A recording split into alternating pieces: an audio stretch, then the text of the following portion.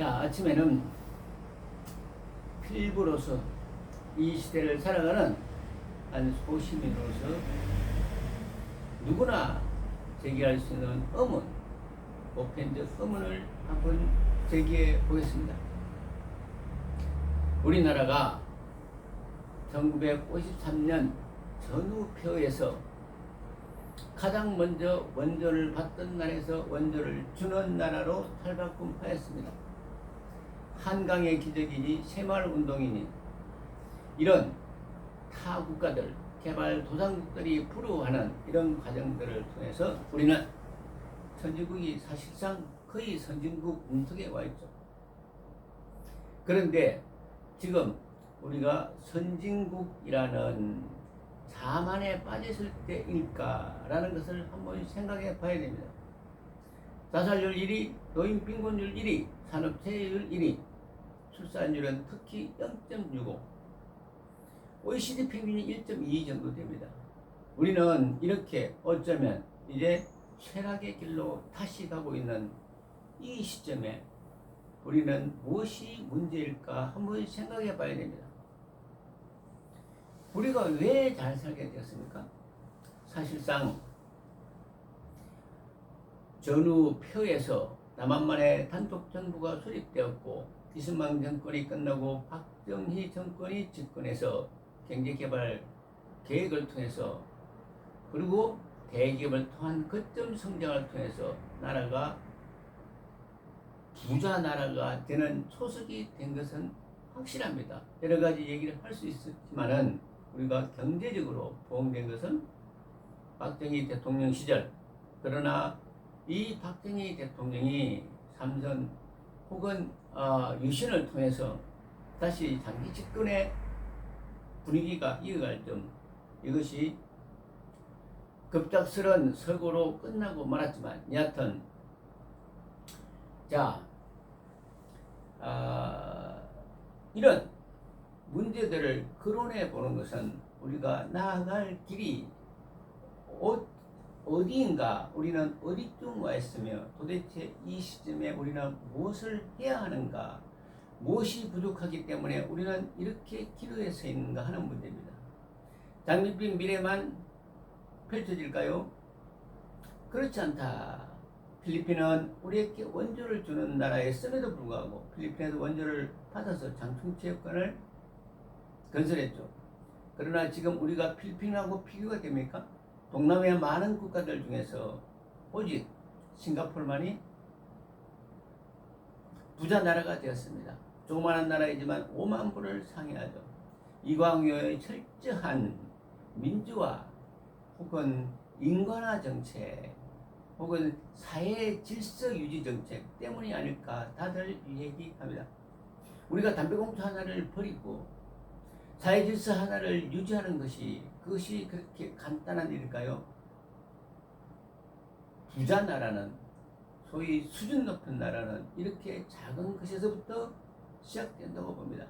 우리가 일반적으로 부러워하는 북유럽의 국가들, 노르웨이, 스웨덴, 핀란드, 스칸디나비아 반도의 국민들을 볼 때 그들은 대단히 평온해 보입니다. 루터교 기반에서 자기의 직업을 소명의식으로 삼고 소위 하나님이 나에게 맡겨준 이러한 소명에 충실하는, 그리고 개인의 행복도에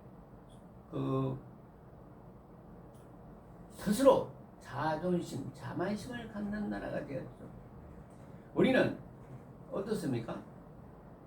우리가 왜 기생충이라는 영화가 그렇게 유명한지 사실 저는 이해를 못합니다. 기생충이라는 영화는 사실 사회에 가진 자와 못 가진 자, 있는 자와 없는 자, 권력 있는 자와 권력 없는 자, 소외자와 중심의 자들에 대한 이 권위주의 사회에 대한 고발이라고 그러죠. 그런데 이 고발이 그래서 도대체 뭐 어쩌라고? 우리는 이것이 일상화되어 있기 때문에 특별해 보이지가 않습니다. 그러나 외국인들의 눈으로 볼 때는 이것이 매우 특별한 사회 구조라고 봤기 때문에 이 구조를 고발했기 때문에 이 영화가 수상한 것이 아닐까라는 생각을 해보는 겁니다. 영국에서 강간 미수범이 종신형을 받는 것을 봤습니다. 우리는 군대 모 여중사가 성추행, 성폭력에 의해서 자살하는 경우에 3년형을 언도받았죠. 우리의 법체계는 어떻습니까? 우리 사회는 지금 소위 가해자 위주, 가진자 위주,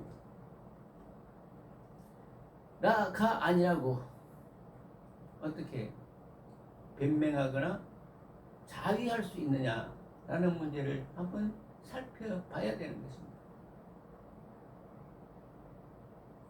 유관 역사가 지금 남북이 분단이 되었고 이 분단의 아픔 속에서 이 분단이 고착화 되어가는 오늘날 이 시대 앞에서 우리 국민 각자 개개인은 도대체 무엇이 문제일까 한번 좀 생각을 해봐야 된다는 것입니다. 제가 볼 때는 이 모든 문제의 중심에 권위주의 사회가 문제다라고 진단을 합니다. 권위주의 사회란 가진 자와 받지 못한 자, 권력 있는 자와 권력 없는 자의 이분법, 강남과 비강남의 이분법, 수도권과 비수도권의 이분법, 이런 것들이 일상화되어 가고 있음에도 불구하고 이것들이 숙명처럼 받아들여진다면, 그리고 각 개인의 인권 하나하나가 존중받지 못한다면, 홍범도 장군이 항적은 부족하지만 일본 순사 포수로서 일본군이 몇 명을 살상하고, 김구 선생이 일본 순사를 살해하고 만주로 도주하고, 자 윤봉길, 안중근 이런 분들에 의해서 우리가 일제 식민지 하에서 우리의 자존을 높였던 것을 세계는 높이 평가하고 있습니다. 이와 같이 우리 모두 한 사람 한 사람 내가 내 삶의 주인이고 내가 내 삶을 책임질 때, 외면하지 않을 때, 비겁하지 않을 때 우리는 드디어 선진국 문턱에 가지 않는가. 그리고 나보다 남을, 남보다 나를 숙명처럼 이분화하는 이런 관념에서 벗어날 때, 그리고 우리의 현실에 모두가 관심을 가질 때 이런 문제는 극복되리라고 봅니다. 사회가 나의 것이 아니고 국가가 나의 것이 아니고 모든 것이 숙명으로 받아들여진다면 이 사회에는 희망이 없다고 생각을 합니다. 이제는 사람이 사람 대접받는 세상, 그 세상이 좌파로 오인되지 않는 세상, 북유럽의 여러 나라들이 사회주의를 선택하고 있음에도 불구하고 사회주의는 공산주의와 다릅니다. 우리가 의식화되어서 그렇지 공산주의는 사회자산들을 인정하지 않지만 사회주의는 인정합니다. 그래서 이렇게 복지국가의 또 다른 이름인 사회주의, 인간 본위주의, 각 개인의 권력과 인권이 존중되는 세상이 되면 오늘날 우리가 이 기로에선 한국의 문제를 해결할 수 있지 않을까라는 생각을 합니다.